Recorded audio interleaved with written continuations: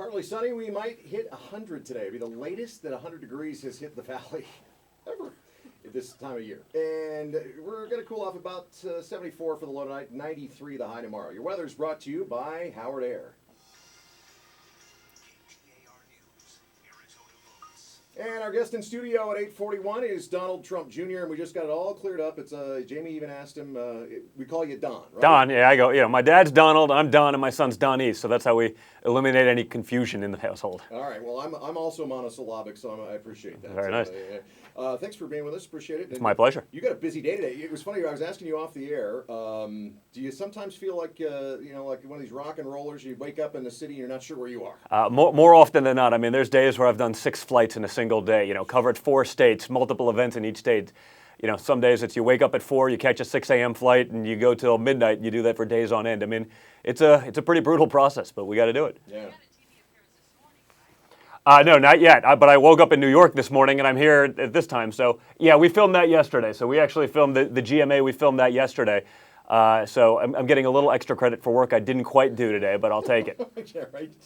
Yeah, you're a busy guy because you're EVP at the Trump organization. Correct. And I want to talk about that in a second. But first, let's talk about the campaign. And it's funny, I just tweeted a minute ago that you were early, and that's an attribute my dad loves. So it's another reason my dad will probably vote for your dad. Well, I'll take it. Yeah. And but early voting's going on. Yes, it is. In Arizona as well. It is. And listen, people just have to get out. I mean, I think if there's one thing that's interesting about this election, it's that from day one, even during the primaries, it was really a referendum for change, right? That's why Bernie had the success that he had, and you saw that he was obviously cheated out of that. We see that in the WikiLeaks stuff. And, I think people are fed up really across the aisle, right? This isn't a Republican thing or a Democrat thing. I think politicians have generally failed the people.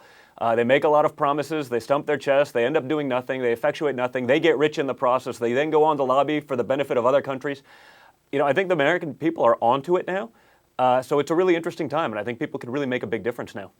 Your dad has really tapped into that, the disaffection that all people have for the political process. But in the meantime, he's also managed to tick off a few people. And do you think he's made some missteps as far as that goes? Listen, I don't know if he's made missteps. He's said some of the things that need to be said. Some of the issues that he's talking about now are the things that no one wanted to talk about, but are things that plague this country. I mean, he's done that from day one. And so, what's interesting is I sort of say his greatest endorsement is that the political elite on both sides don't want him. The media can't stand him. Wall Street doesn't want him. You know why? Because he's actually talking for the American people.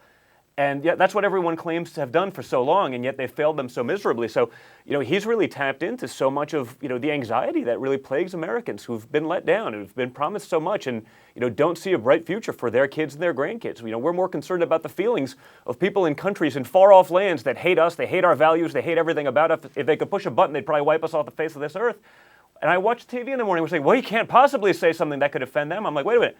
Like, the fact that we're not more concerned about the well-being of our children and grandchildren and Americans and vets and our education system, those other countries take precedent over Americans? That's crazy. I'm the father of 5 young kids. I mean, I look at the country we're leaving them, and it's pretty scary.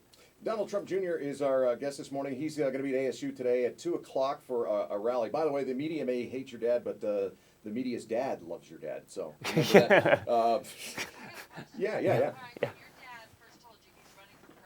Yeah. Honest gut reaction. Listen, this wasn't something that was planned in a long time. I mean, I saw how disaffected he'd become, and I think that's what so many Americans feel. In 2008 and 2012, I think I didn't know what he was going to do then because, I mean, he, unlike the politicians, he actually employs tens of thousands of people. He has their well-being, their family's livelihoods, at stake. And so he wasn't going to walk away in 08 or 12 when, I was the oldest son at 29 and say, hey, congratulations, my son's running the business, good luck. He's not that kind of guy. He's not going to jump into it. But, I think as he's gone around and really seen the country change, the dynamic change, I mean, he saw people really suffering, said, you know what? I know what comes along with this process, right? Running. You're going to get every stone thrown at you, every arrow thrown at you. And he actually said, hey, whatever it does to the business, all of that, none of it means anything compared to actually fixing the problems that we face. So it was a really selfless move, but I knew what was going to come with it. I didn't realize it was going to be this bad and this dishonest and this much of a pile-on. When you see, 96% of the media have donated to the Hillary campaign, 96% of the coverage of Trump is negative.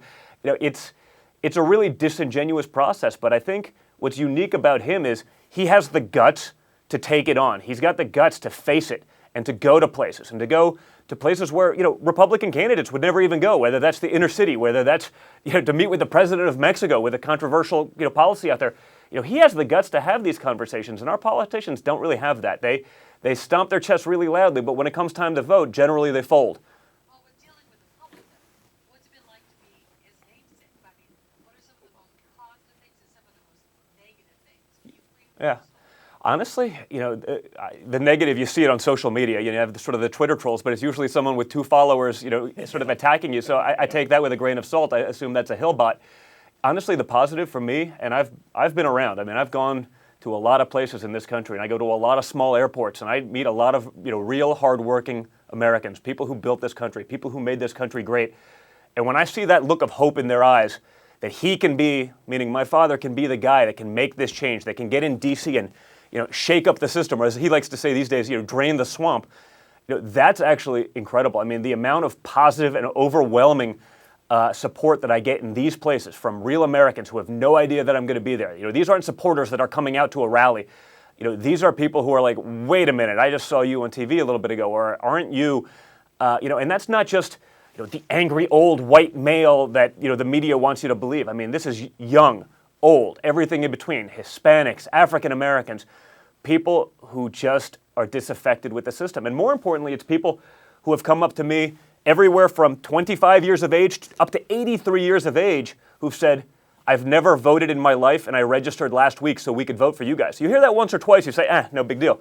You hear that dozens of times a day for months on end, and you say, there's an undercurrent here that's just not being picked up. We're talking with Donald Trump Jr. I'll be honest with you, I've been a little critical of your dad's campaign, more so than really even critical of him. Of course, Newt Gingrich was on Fox News arguing with Megyn Kelly about this, that, and the other. And to me, that's a losing proposition. What I think is a winning proposition is talking about Obamacare. Terrible news this week, and it's the worst in Arizona. It's the worst. 116% increase here in Arizona. But I mean, think about it. But that's typical politicians, right? They make you promises. They do this. Guess what? You can keep your doctors. You can keep lies. Okay, it's not going to go up. It's going to be affordable. Well, and by the way, the 116% increase doesn't even take into account your deductibles. So many of these people with the silver and the bronze plans, right? They have to get hit by a bus just to be able to get any kind of coverage because their deductible starts at $10,000. So, hey, if that's a lot for me, that's a lot for the average American, okay? I mean, I see it time and time again. I see it from people who come up to me and they talk about it and say, I can't, it's cheaper for me to pay the penalty because barring some sort of catastrophic event, I'm self-insuring. I don't have insurance. I have insurance in name only. And that's really what it is. I saw Arizona and a couple of the other states were hit the hardest by it, but they don't even talk about the deductibles. That's just a premium increase, so it's no longer affordable. People don't really have it. And even if they do have it, it doesn't mean anything because barring, again, a major accident that would require surgery upon surgery, they don't have insurance. They don't have insurance for the $700 visit when they go in, when their kid gets sick. Trust me, I see those things rack up. I have 5 kids of my own. We're in a doctor's office every week for something. Yeah. It doesn't work. And now trying to, bandage it and pretend it's not a problem and keep, we keep seeing the lies and we're seeing the emails and everyone knows what's going on, but no one's telling the American people. You know what? My father's actually the only one having an honest conversation with what's really going on, and I think it's resonating. All right, we've got about another minute left here with Donald Trump Jr. What kind of themes would you like to see the campaign concentrate on here as we're less than 2 weeks away from voting it? Well, listen, I think we keep doing what we're doing. I mean, my father's an unlikely person to be sort of a voice of the people. And that's what this government used to be based on. It was of the people, by the people, for the people. And now we see it. It's of the elite, by the elite, and for the elite. And that's for both sides. Like I said, that's a partisan problem that we're dealing with. The elite on both sides have gotten really rich. Everyone around Washington has gotten really rich off the backs of the hardworking Americans who've been forgotten, who haven't had a voice.